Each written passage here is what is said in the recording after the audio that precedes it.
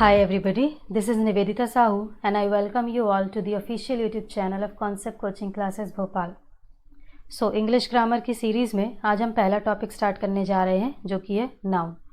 इस वीडियो में हम संज्ञा और उसके प्रकार के बारे में जानेंगे। अब बहुत से स्टूडेंट सोच रहे होंगे कि नाउन से क्यों, वर्ब चैप्टर से क्यों नहीं। तो मैं बता दूं कि हम वर्ब से भी स्टार्ट कर सकते थे, बट मुझे ऐसा लगता है कि वर्ब की एरर ढूंढने या पहचानने के लिए भी हमें कहीं ना कहीं नाउन या प्रोनाउन पे ही जाना पड़ता है। ऐसा मैंने इसलिए कहा क्योंकि इंग्लिश का एक सबसे इम्पॉर्टेंट और एक यूनिवर्सल रूल है जो कहता है कि सिंगुलर सब्जेक्ट के साथ सिंगुलर वर्ब लगती हैं और प्लूरल सब्जेक्ट के साथ प्लूरल वर्ब लगती हैं। मतलब ये जो वर्ब्स हैं ये किसके अकॉर्डिंग लग रही हैं? सब्जेक्ट के अकॉर्डिंग। और सब्जेक्ट बनने का काम इंग्लिश में होता किसका है? या तो नाउन का या तो प्रोनाउन का। तो जब तक हमें ये नहीं पता कि वो जो सब्जेक्ट है, मतलब वो जो नाउन या प्रोनाउन है, वो सिंगुलर है कि प्लूरल है, तब तक हम ये कभी नहीं बता सकते कि वो जो वर्ब लगी है सिंगुलर या प्लूरल वो सही है कि गलत। मतलब वर्ब का सही या गलत होना डिपेंड करता है सब्जेक्ट पर। और सब्जेक्ट कौन है? नाउन या प्रोनाउन, जो कि दो ही टाइप के हो सकते हैं, या तो सिंगुलर या तो प्लूरल। इसलिए पहले हम ये पहचानना सीख जाएं कि नाउन, प्रोनाउन, सिंगुलर, प्लूरल ये सब कैसे क्या होता है। इसके बाद ही हम वर्ब के चैप्टर पर जाएंगे, क्योंकि रूल्स या सिंटेक्स तो हम बाद में भी सीख सकते हैं। वो तो कुछ फिक्स टाइप के होते हैं कि इसके साथ ऐसा लगेगा, इसके साथ वैसा लगेगा। इसलिए पहले हमें बेसिक स्ट्रॉन्ग करना ज़रूरी है। तो इस वीडियो में हम नाउन को डिटेल में समझना स्टार्ट करेंगे, फिर इस पर बेस्ड हम कुछ एरर्स भी सॉल्व करेंगे। इस टॉपिक के भी कुछ पार्ट्स होंगे जिन्हें आप सीक्वेंशली देखते रहिएगा। तो चलिए स्टार्ट करते हैं और जानते हैं नाउन क्या है। नाउन, जिसे हिंदी में संज्ञा भी कहते हैं, ये किसी भी चीज़ का नाम होता है। पर्सन, प्लेस, एनिमल, थिंग, कुछ भी। मतलब हर वो चीज़ जिसका कोई नाम है वो सब कुछ नाउन है। कुछ विजिबल होती हैं, कुछ फील ओनली टाइप होती हैं, जैसे कि ऑनेस्टी, पेन, ये भी नाउन है पर ये दिखती नहीं है। अब ऐसा है कि हर चीज़ ही नाउन है और इतने सारे नाउन्स हैं, तो उनको थोड़ा सा सिंप्लीफाई करने के लिए कुछ कैटेगरीज में डाल दिया गया है। तो उन कैटेगरीज को हम देख लेते हैं। सबसे पहले है प्रॉपर नाउन, जिसे हिंदी में व्यक्तिवाचक संज्ञा भी कहा जाता है। ये किसी भी चीज़ का पर्टिकुलर नाम होता है। It can be a name of a creature, a place और अ थिंग। एक और नाउन देखें अगर, तो कॉमन नाउन भी एक नाउन होता है, जिसे हिंदी में जातिवाचक संज्ञा कहते हैं। ये ऐसे नाउन्स को कहा जाता है जो किसी भी सेम कैटेगरी के लोगों के लिए हम कॉमनली यूज़ कर सकते हो। मतलब कोई भी ऐसा शब्द जो उस टाइप के लोगों के लिए हम एक कॉमन वर्ड यूज़ कर सकें। नाम से क्लियर है, कॉमन नाउन। लेकिन उनमें से किसी का भी हमने पर्टिकुलर नाम लिया तो वो बन जाता है प्रॉपर नाउन। जैसे कि अगर हम देखें तो बॉय एक ऐसा शब्द है जो हम किसी भी लड़के के लिए यूज़ कर सकते हैं। हर एक लड़के को हम बॉय कह सकते हैं। ये कॉमन शब्द है उन सारे लड़कों के लिए। लेकिन उन लड़कों में से मैं किसी एक पर्टिकुलर लड़के का नाम ले दूं, दैट इज़ राम, तो वो बन जाएगा आपका प्रॉपर नाउन। अब स्टेट तो कोई सा भी हो सकता है, लेकिन अगर आपने किसी पर्टिकुलर स्टेट का नाम लिया जैसे कि मध्य प्रदेश, तो वो कहलाएगा आपका प्रॉपर नाउन। कहने का मतलब ये है कि कॉमन मतलब एक ऐसा नाउन जो कॉमनली आप बहुत सारे लोगों के बीच में आप यूज़ कर सको।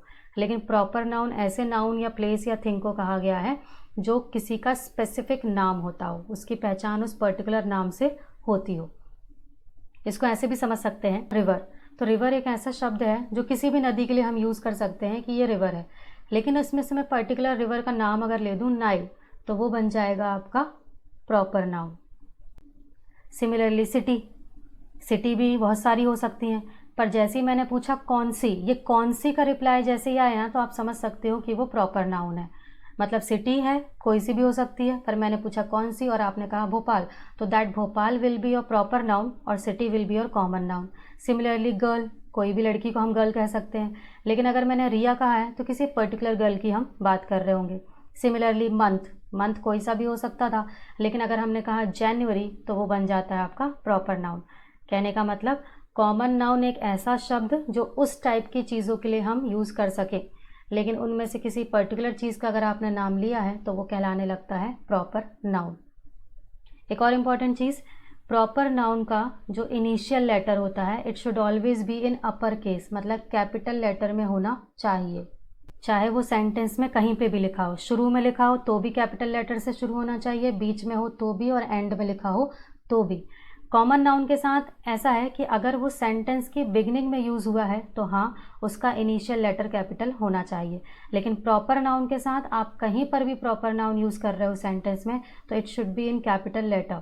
ऐसा लिखने का भी एक रीज़न है, मतलब इसके पीछे भी एक कारण है कि क्यों प्रॉपर नाउन को कैपिटल में ही लिखना होता है। तो समझिए, मान लीजिए कि मैंने आपके सामने एक सेंटेंस बोला, Priya is a very beautiful singer. अब इसमें हर एक शब्द कोई ना कोई पार्ट्स ऑफ स्पीच तो होगा, तो इसमें से हम देखें तो जो प्रिया है वो एक प्रॉपर नाउन है और जो सिंगर है वो एक कॉमन नाउन है। अब मान लीजिए किसी ने हर एक शब्द का डिक्शनरी में मीनिंग ढूंढना स्टार्ट किया।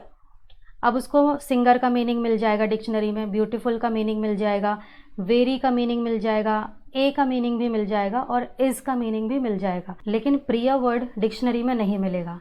ऐसा इसलिए क्योंकि जो प्रॉपर नाउन्स होते हैं कोई ज़रूरी नहीं है कि उनका कोई ना कोई मतलब निकलता हो, इसलिए बाकी शब्दों से उनको डिफ्रेंशिएट करने के लिए, अलग से दिखाने के लिए कि ये प्रॉपर नाउन है, ये मीनिंगलेस भी हो सकता है, इसके लिए उसको कैपिटल लेटर में मेंशन किया जाता है ताकि लोग कंफ्यूज ना हो, उसका मतलब ना भी निकले तो काम चल जाए। यही एक कारण है कि प्रॉपर नाउन को कैपिटल लेटर में लिखना होता है, चाहे वो सेंटेंस के बिगिनिंग में हो चाहे वो सेंटेंस के एंड में हो।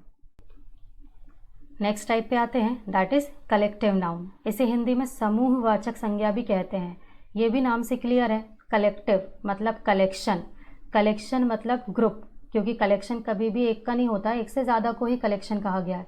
तो ऐसा कोई भी नाउन जो ग्रुप ऑफ चीज़ों को रिप्रेजेंट करे, it can be group of people, animals, things, same type का कोई भी ग्रुप को रिप्रेजेंट करने वाला नाउन कलेक्टिव नाउन कहलाता है। जैसे कि बंच, हर्ड, लिटर, कॉयर, ये सब कलेक्टिव नाउन की कैटेगरी में आते हैं। एग्जाम्पल से समझते हैं, a group of keys, a group of keys को कहा जाता है बंच। तो अगर हमने कहा I lost a bunch of keys, तो यहाँ पे जो बंच है वो एक कलेक्टिव नाउन है जो ग्रुप ऑफ कीज़ को रिप्रेजेंट कर रहा है। एक और एग्जांपल देखते हैं, अ ग्रुप ऑफ काउज या बफेलोज या शीप को भी हर्ड कहा जाता है।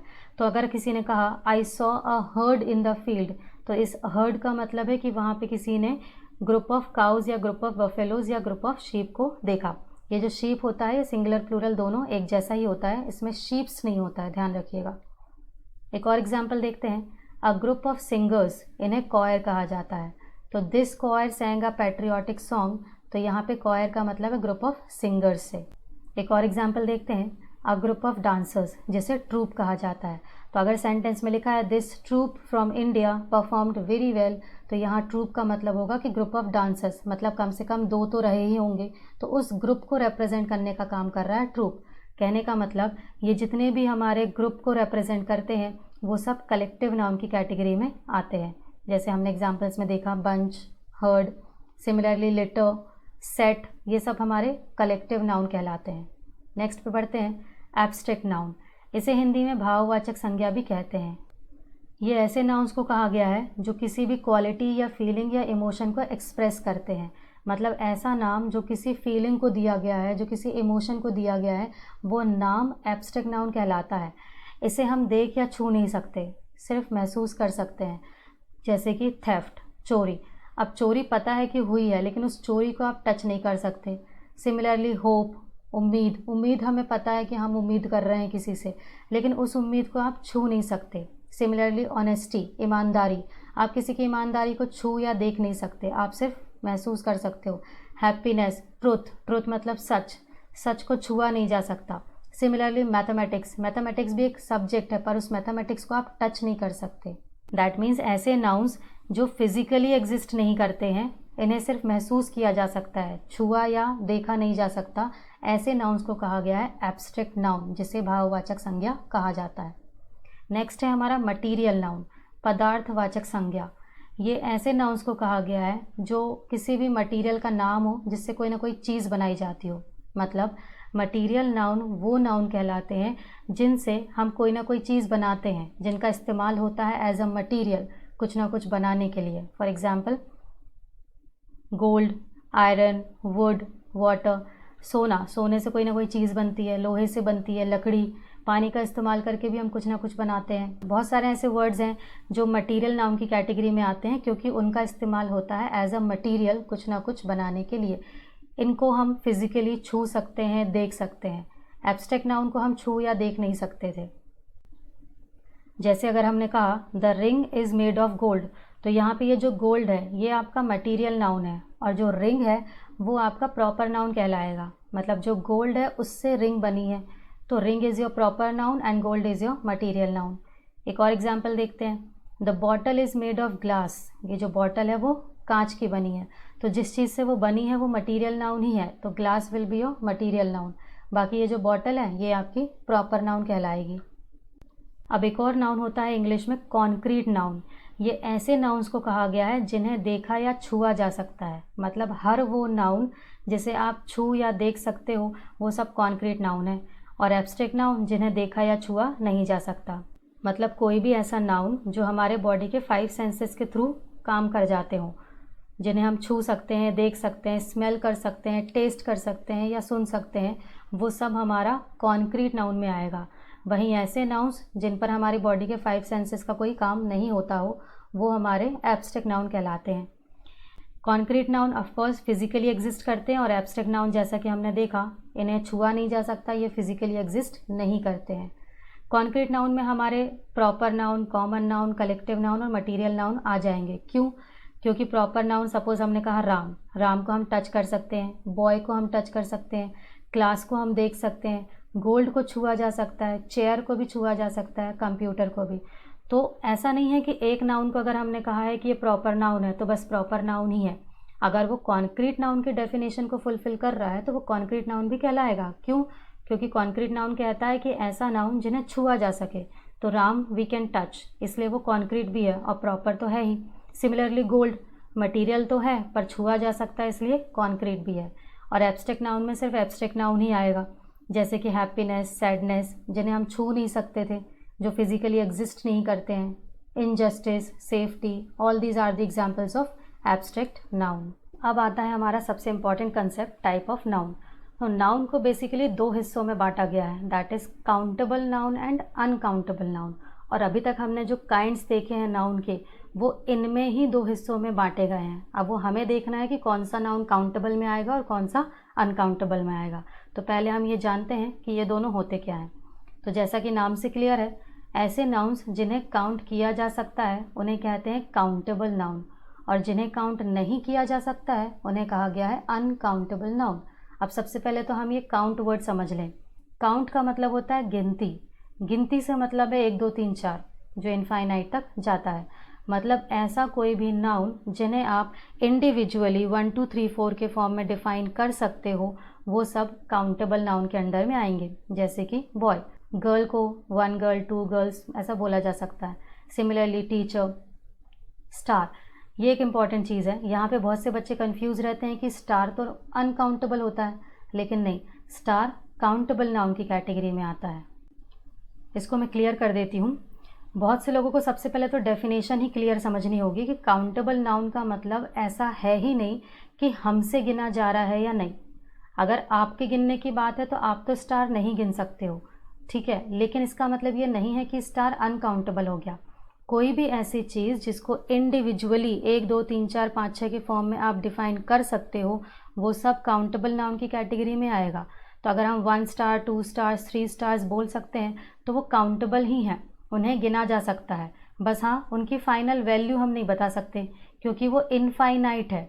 किसी भी चीज़ को इनफाइनाइट कहना और अनकाउंटेबल कहना दोनों में बहुत अंतर होता है। इनफाइनाइट का मतलब ये है कि गिने तो जा सकते हैं पर टोटल वैल्यू हम नहीं बता सकते, इनफाइनाइट तक जाती है उसकी लिमिट इसलिए। लेकिन अगर आपने उसको अनकाउंटेबल कह दिया, इसका मतलब ये हो गया कि आप उसको 1 2 3 4 के फॉर्म में भी डिफाइन नहीं कर सकते। इसलिए कभी भी काउंटेबल नाउन को पहचानने की बात आए तो आप खुद को मत इमेजिन करो कि हमारे बस में है कि नहीं, क्योंकि बहुत से बच्चे ऐसा सोचते हैं कि कोई भी चीज़ हमसे गिनी जा रही है तो काउंटेबल और हमसे नहीं गिनी जाएगी तो अनकाउंटेबल। ऐसा कुछ भी नहीं है। काउंटेबल से मतलब सिंपल है, जिनकी काउंटिंग हो सकती है। काउंटिंग से मतलब है जिन्हें 1 2 3 4 के फॉर्म में डिफाइन किया जा सकता है। तो हर वो चीज़ जो इंडिविजुअली 1 2 3 4 के फॉर्म में डिफाइन की जा सके वो सब काउंटेबल नाउन होती हैं। तो जो स्टार हैं उन्हें भी गिना जा सकता है अलग अलग। बस फ़र्क इतना है कि हम फाइनल वैल्यू नहीं बता सकते क्योंकि वो इनफाइनाइट है। अब बहुत से स्टूडेंट्स के माइंड में सवाल उठता है हेयर का, कि फिर तो बाल भी काउंटेबल नाउन में आ जाने चाहिए। पर नहीं, हेयर अनकाउंटेबल नाउन की कैटेगरी में आता है। तो मैं उसे भी क्लियर कर देती हूँ कि जो हमारे सिर पर बाल होते हैं उन्हें अनकाउंटेबल क्यों कहा गया है। मान लीजिए ये हमारे पास बाल है, ये 1 बाल, 2 बाल या 3 बाल। आपने कहा कि ये 3 बाल हैं, ठीक है, हमने मान लिया कि हमने इन 3 बाल को गिन लिया।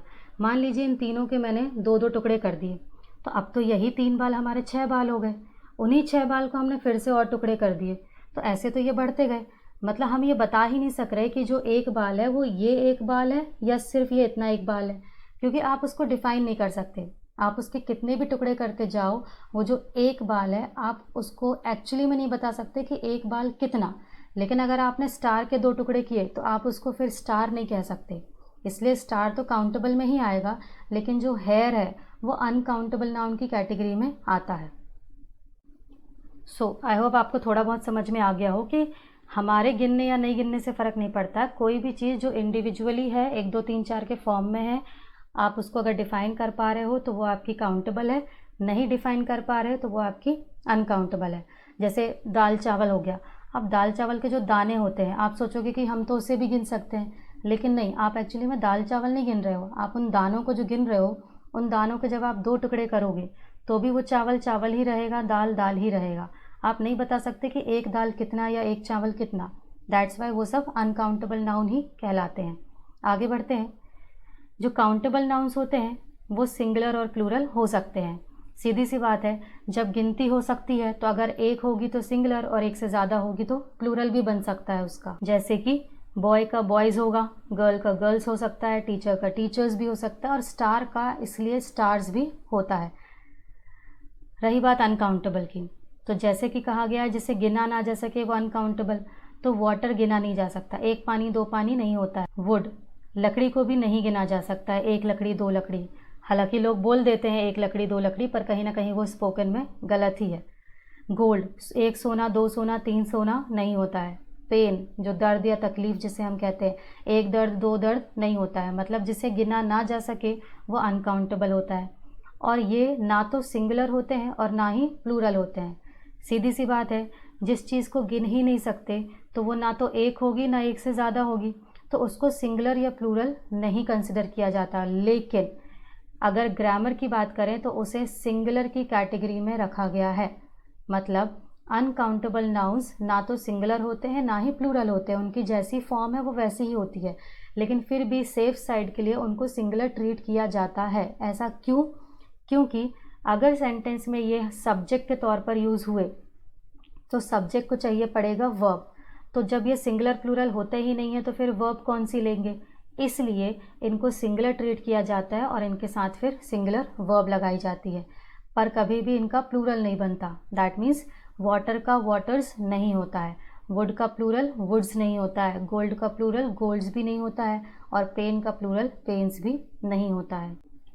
पर अब बहुत से बच्चों के दिमाग में सवाल उठ रहा होगा कि हमने वाटर्स तो पढ़ा है, हमने गोल्ड्स भी पढ़ा है, हमने वुड्स भी पढ़ा है। तो बिल्कुल, आपने अगर ध्यान से सुना हो तो मैंने ऐसा नहीं कहा है कि इंग्लिश में वाटर्स होता ही नहीं है। मैंने कहा है कि वाटर का प्लूरल वाटर्स नहीं होता है, गोल्ड का प्लूरल गोल्ड्स नहीं होता है। इंग्लिश में गोल्ड्स एग्जिस्ट करता है लेकिन फिर उसका मीनिंग कुछ और होता है, जबकि काउंटेबल नाउन के साथ ऐसा नहीं है। इसको हम एक एग्जाम्पल से समझते हैं। जब भी कोई काउंटेबल नाउन सिंगुलर से प्लूरल होगा तो उसका मीनिंग सेम रहेगा, बस क्वांटिटी में चेंज आ जाएगा। जैसे हमने कहा बॉय, तो 1 लड़के की बात हो रही होगी, लेकिन जैसे ही हमने कहा बॉयज़ तो 1 से ज़्यादा हो गए होंगे, अब वो कितने भी हो सकते हैं। सिमिलरली गर्ल, 1 लड़की, लेकिन गर्ल्स लड़कियाँ, ये 1 से ज़्यादा लड़कियों को रिप्रेजेंट करेगा। टीचर, शिक्षक, तो टीचर्स तो बहुत सारे शिक्षकों को कहा जाएगा। सिमिलरली स्टार, 1 है तो स्टार कहोगे। आपने अगर 1 से ज़्यादा स्टार्स कहें या तो प्लूरल हो जाएगा। जैसे सप्तऋषि, 7 स्टार्स अगर हम कहें तभी तो उसको काउंट किया जा सकता है 7, मतलब ये काउंटेबल नाउन है और इसका प्लूरल भी बनता है। अब ज़रूरी नहीं है कि हर नाउन में एस ई एस लग के ही प्लूरल बने, कुछ नाउन ऐसे भी हैं जिनमें बिना एस लगाए प्लूरल होते हैं, जैसे कि चाइल्ड। अब ये तो सिंगुलर है लेकिन इसका प्लूरल चिल्ड्रन होता है। सिमिलरली वुमेन, वुमेन में भी एस नहीं लगता, इसमें ए की जगह पर हम ई लगा रहे होते हैं। कहने का मतलब जो काउंटेबल नाउन है उनका जब प्लूरल बनाते हैं तो खाली क्वांटिटी में चेंज आता है, मीनिंग सेम रहता है। लेकिन जब बात आती है अनकाउंटेबल नाउन्स की तो जैसे ही आपने उसमें एस लगाकर उसको प्लूरल बनाने की कोशिश की तो वो उसका प्लूरल ना बनकर उसका मीनिंग चेंज कर देता है। फॉर एग्जाम्पल वाटर, वैसे तो वाटर को पानी ही कहते हैं, लेकिन वाटर्स का मतलब पानियों नहीं होता है, किसी भी जल सीमा क्षेत्र को कहा जाता है। सिमिलरली हमने कहा वुड, अब वुड का मतलब तो लकड़ी ही होता है, लेकिन वुड्स का मतलब लकड़ियाँ नहीं होता है, वुड्स का मतलब होता है जंगल। जैसे मान लीजिए मैंने कहा this chair is made of would, तो इसका मीनिंग निकलता है कि ये जो चेयर है ये लकड़ी की बनी है। पर अगर मैंने आपसे कहा the lion lives in wood, तो इसका मीनिंग क्या निकलेगा कि जो शेर है वो लकड़ी में रहता है, जबकि हमें क्या कहना है कि the lion lives in woods, जो शेर है वो जंगल में रहता है। तो वहाँ पे जो वुड शब्द है वो गलत हो जाएगा और आपको उसमें एस लगाना पड़ेगा। इसलिए नहीं कि उसका प्लूरल बनाना था, इसलिए क्योंकि हमें सेंटेंस में डिमांड थी जंगल वर्ड की और ना कि लकड़ी वर्ड की। वैसे एग्जाम्पल देखें तो गोल्ड, गोल्ड का मतलब होता है सोना। तो अगर किसी ने कहा कि the ring is made of gold, तो जो गोल्ड था वो हमारा मटीरियल नाउन, उसका मतलब सोना ही था। लेकिन जब कहा जाए कि इंडिया गॉट 5 गोल्ड्स, तो इसका मतलब ये नहीं कि इंडिया को 5 सोने मिले हैं, इसका मतलब ये निकलेगा कि इंडिया ने 5 गोल्ड मेडल पाए या इंडिया को 5 गोल्ड मेडल मिले। तो गोल्ड्स का मतलब वहाँ पे गोल्ड मेडल से रहता है। एक और एग्जाम्पल देखते हैं आयरन का। आयरन को हिंदी में लोहा ही कहते हैं, लेकिन जब उसमें एस लगता है तो लोहा का प्लूरल नहीं बनता वो कि लोहे, आयरन्स का मीनिंग चेंज हो जाता है, दैट इज़ बेड़ियाँ या जंजीर, या जिसे हम इंग्लिश में फेटर्स भी कहते हैं। एग्जाम्पल के तौर पे अगर हमने कहा कि this is an iron rod, तो यहाँ इसका मीनिंग निकलेगा कि ये एक आयरन रॉड है। बट अगर हमने कहा the prisoner was in iron, तो मीनिंग क्या निकलेगा कि जो कैदी है वो लोहे में था। अब कैदी लोहे में तो नहीं हो सकता, हाँ बेड़ियों या जंजीरों में हो सकता है। तो हमें क्या बोलना था कि the prisoner was in irons, उसमें एस लगेगा। ये छोटी छोटी एरर्स एग्जाम में आ जाती हैं, तो आपको ध्यान रखना होगा कि एस लगने से प्लूरल बने ज़रूरी नहीं है, समटाइम्स मीनिंग चेंज हो जाते हैं शब्दों के। वैसे ही पेन, पेन का मतलब होता है दर्द या तकलीफ़। तो अगर हमने कहा कि his behaviour gives me pain, उसका बिहेवियर मुझे तकलीफ़ या दर्द देता है, तो यहाँ पेन का मतलब तो पेन ही है। लेकिन किसी जगह आपने पढ़ा कि she takes pains in her work, तो इसका मतलब ये निकलेगा कि वो अपने काम में बहुत एफ़र्ट डालती है, अपने काम में और ज़्यादा एक्स्ट्रा एफ़र्ट पुट करती है।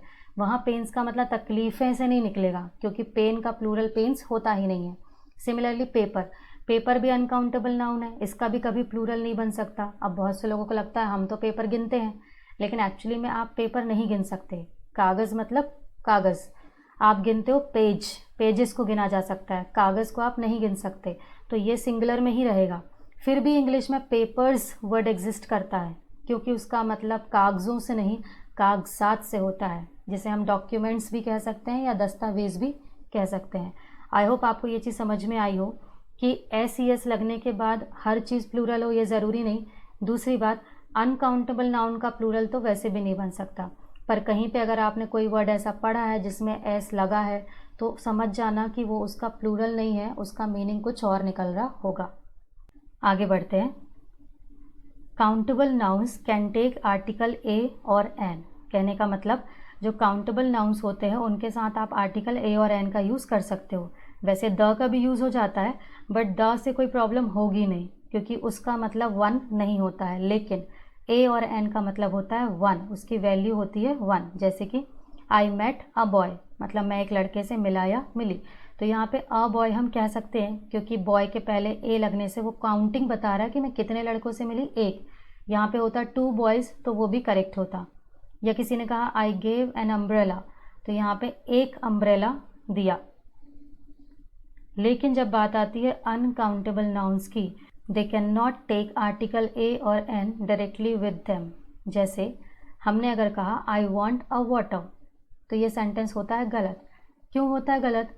क्योंकि इसमें हम ये कह रहे हैं कि मुझे एक पानी चाहिए। Now can you give me one पानी, क्या आप मुझे एक पानी दे सकते हैं? नहीं दे सकते। हो सकता है वो एक पानी कोई मुझे एक गिलास भर के ला के दे दे, या हो सकता है कोई मुझे एक बॉटल पानी ला कर दे दे।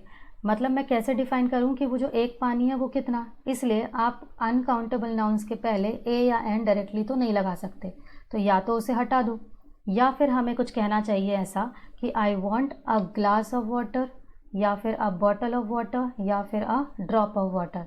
तो इससे आप उस क्वांटिटी को डिफाइन कर दोगे कि आपको एक गिलास पानी चाहिए या एक बॉटल पानी चाहिए या एक बूंद पानी चाहिए या एक बकेट पानी चाहिए।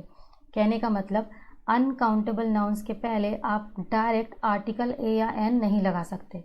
हाँ, आर्टिकल द इसमें भी लग सकता है, तो आर्टिकल द का प्रॉब्लम कहीं पर भी नहीं है, ना काउंटेबल में ना अनकाउंटेबल में। लेकिन ए और एन का प्रॉब्लम है, क्योंकि इनकी वैल्यू होती है 1, और जिस चीज़ को आप गिन ही नहीं सकते उसके पहले कोई भी डेफिनेट नंबर आप नहीं लगा सकते। ए और एन तो कभी नहीं आएगा, डेफिनेट नंबर भी नहीं आ सकता, 1 2 3 4 5 6 ऐसा कुछ भी नहीं आ सकता। दूसरी बात, अगर आपको इसकी क्वांटिटी ज़्यादा दिखानी है तो आप कह सकते हो कि आई वॉन्ट 2 ग्लासेस या 2 बॉटल्स या 2 drops of water. But remember, water तब भी वाटर ही रहेगा, उसमें एस नहीं लगेगा क्योंकि वो अनकाउंटेबल नाउन है। तो एक बात हमेशा याद रखिए कि जब भी अनकाउंटेबल नाउन के पहले आपको आर्टिकल ए या एन मिले तो वो सेंटेंस गलत होगा। या तो आप ए और एन लगाओ ही मत, या तो फिर अगर आपको लगाना है तो उस आर्टिकल के बाद आपको कोई ना कोई फ्रेज़ यूज़ करके उसको डिफ़ाइन करना पड़ेगा।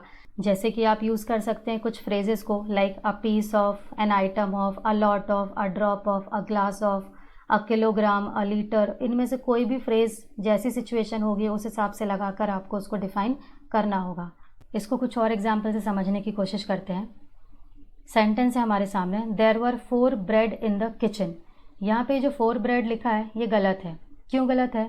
तो पहली बात तो ये कि जो ब्रेड है वो एक अनकाउंटेबल नाउन है। दूसरी बात ये कि इसके पहले हमने डेफिनेट नंबर लगाया 4, जो कि आप लगा नहीं सकते थे। तो या तो आप 4 हटाओ, लेकिन हटाने से बेटर क्या है कि अगर सामने वाले ने 4 लिखा है तो वो कुछ बताना चाह रहा है उस 4 के बारे में, तो आप उसको हटाने से बेटर एक फ्रेज़ लगाकर उसको डिफ़ाइन करो। जैसे कि हम कह सकते हैं there were 4 pieces of bread, या फिर 4 स्लाइसेज ऑफ ब्रेड, या फिर 4 लोव्स। लोव्स जो है वो LOAF लोफ का प्लूरल होता है, जिसका मतलब टुकड़ा होता है। So there were 4 loaves of bread in the kitchen, और ब्रेड सिंगुलर में ही रहेगा। क्यों? क्योंकि अनकाउंटेबल नाउन का प्लूरल नहीं बनता। एक और एग्जाम्पल देखते हैं, शी बॉट अ गोल्ड, उसने एक सोना खरीदा। अब एक सोना कितना हो सकता है? How can you define it? तो आपको कहना चाहिए she bought a gram of gold, उसने 1 ग्राम सोना खरीदा, या फिर 1 किलोग्राम खरीदा। मतलब उसकी क्वांटिटी डिफाइन करने के लिए आपको कोई ना कोई फ्रेज़ ऐसा यूज़ करना होगा जो सेंटेंस के हिसाब से सूटेबल हो। एक और एग्जाम्पल देखते हैं, she gave me an advice, उसने मुझे एक सलाह दिया। Now this advice is also your uncountable noun. पहली बात तो इसका कभी प्लूरल बनेगा नहीं, एडवाइजेस कभी नहीं होगा। दूसरी बात, इसके साथ हमेशा सिंगुलर वर्ब लगेंगी। और तीसरी बात, इसके पहले ये जो हमने आर्टिकल लगाया है वो गलत लगा है। क्यों गलत लगा है? क्योंकि एडवाइस अनकाउंटेबल है। तो या तो उस आर्टिकल को हम हटाएंगे या तो हम उसको डिफ़ाइन करेंगे, क्योंकि सलाह गिन नहीं सकते आप, 1 सलाह 2 सलाह। हालांकि इसको भी कुछ लोग हिंदी में बोलते हैं कि मुझे आपसे एक सलाह चाहिए थी। बट रिमेंबर, स्पोकन और रिटन में हमारे बहुत अंतर होता है। हम स्पोकन में काफ़ी चीज़ें गलत बोल रहे होते हैं। तो इस सेंटेंस को हम कैसे करेक्ट कर सकते थे? She gave me a piece of advice, या फिर किसी ने बहुत सारी सलाह दी है आपको तो she gave me a lot of advice, या फिर इसके साथ हम सम भी लगा सकते हैं। ध्यान रखिए, ये जो सम है ये काउंटेबल और अनकाउंटेबल दोनों के साथ यूज़ हो जाता है, इसलिए यहाँ पर आप सम वर्ड का यूज़ कर सकते हो। एक और चीज़ ध्यान रखिए, बात निकली है एडवाइस की, तो एक वर्ड होता है ADVICE वाला एडवाइस और एक होता है ADVISE वाला एडवाइस। सपोज़ करिए सेंटेंस में सब कुछ सही लिखा होता है लेकिन CE की जगह पर SE दिया होता, तो आपको पहचानना है कि वो भी गलत है। क्यों गलत है? क्योंकि दोनों के पार्ट्स ऑफ स्पीच में अंतर है। CE वाला एडवाइस होता है नाउन और SE वाला एडवाइस होता है वर्ब। एडवाइस CE मतलब सलाह और SE वाले एडवाइस का मतलब सलाह देना। तो अगर सेंटेंस में नाउन की ज़रूरत है तो आपको CE वाला एडवाइस लिखना होगा, लेकिन अगर वर्ब की ज़रूरत है तो SE वाला एडवाइस लिखना होगा। तो फिलहाल हमारे सेंटेंस में एक वर्ब ऑलरेडी है, गेव, तो आगे जाकर हमें सिर्फ नाउन चाहिए था कि शी गेव व्हाट, तो शी गेव सम एडवाइस। आगे बढ़ते हैं, please bring a T for me. यहाँ पर जो टी है वो अगेन एक अनकाउंटेबल नाउन है। पहली बात तो इस टी का प्लूरल कभी बनेगा नहीं, टी का टीज़ नहीं होगा, इसके साथ सिंगुलर वर्ब आएंगी और डेफिनेट नंबर मतलब आर्टिकल ए या एन या कोई भी डेफिनेट नंबर हम डायरेक्ट नहीं लगा सकते थे। तो या तो हम इस ए को हटाएंगे या तो हम इसको डिफ़ाइन करेंगे। तो हटाने से बेटर होता है इसको डिफ़ाइन करना। तो हमें क्या कहना चाहिए था, please bring a cup of T for me. Hindi के हिसाब से चलोगे तो अगेन आपको ये सेंटेंस सही लग जाएगा कि एक चाय लाना। हम घर में भी अक्सर बोल देते हैं एक चाय दो चाय, बट एक्चुअली में आप चाय को गिन नहीं सकते। मान लीजिए आपने सामने वाले से बोला भैया मुझे 2 चाय देना। अब उसने क्या किया, 2 कप में एक एक बूंद डाल के लाके आपको चाय दे दी। अब आपने बोला ये क्या लाके दिया, तो उसने बोला आपने 2 चाय मांगी थी। तो वो चाय तो है, पर आप ये नहीं बोल सकते सामने वाले से कि आपने चाय नहीं दी, क्योंकि उसने तो 2 चाय दे दी, उसके हिसाब से वो बूंद ही चाय है।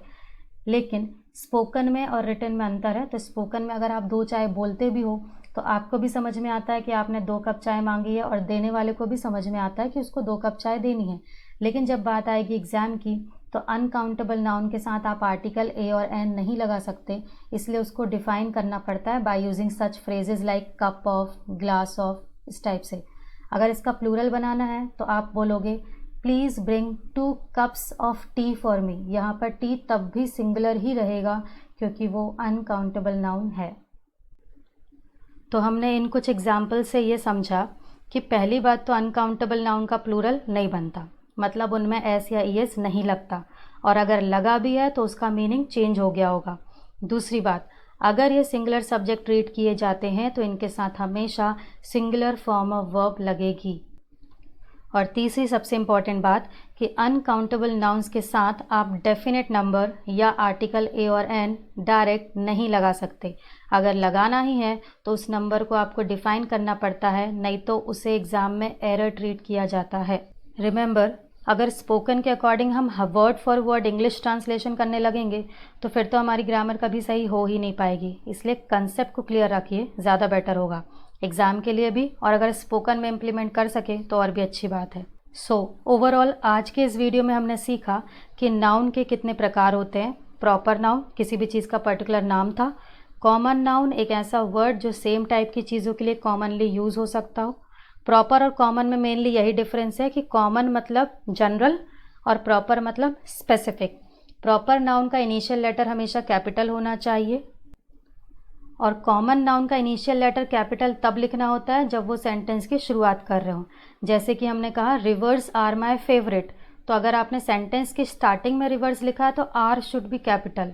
बट अगर हमने कहा the Nile is the longest river in the world, तो नाइल को तो एन कैपिटल रहेगा ही रहेगा।